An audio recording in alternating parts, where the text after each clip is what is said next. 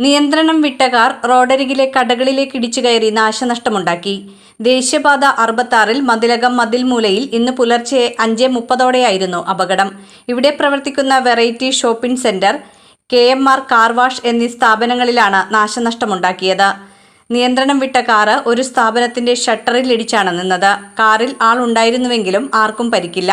പൊന്നാനിയിലുള്ള car കന്യാകുമാരിയിൽ പോയി തിരിച്ചു പോകുന്നതിനിടയിലാണ് നിയന്ത്രണം വിട്ട് റോഡരികിലെ സ്ഥാപനങ്ങളിൽ നാശനഷ്ടമുണ്ടാക്കിയത്.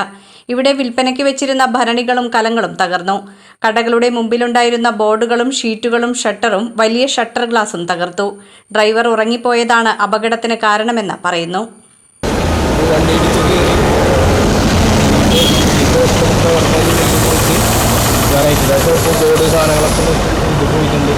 അവർക്ക് ശരിക്കും ഒരു 3-4 ലക്ഷം രൂപ നഷ്ടമുണ്ട്.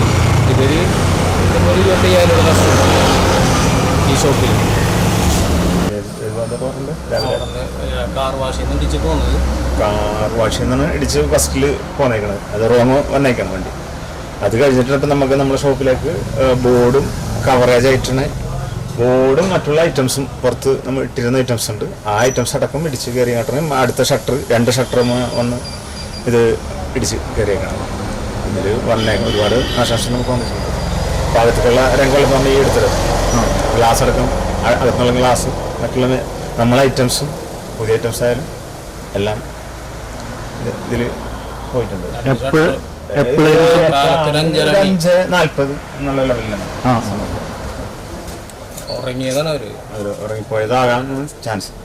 അങ്ങനെ പറഞ്ഞത് പരിക്കുകളൊന്നുമില്ല. അവര് പൊന്നാനിന്ന് വരാൻ വേണ്ടി എന്ന് പറഞ്ഞു. പൊന്നാനിന്ന് വന്ന് തിരുവനന്തപുരം പോയിട്ട് തിരിച്ച് പൊന്നാനിക്ക് പോകണം.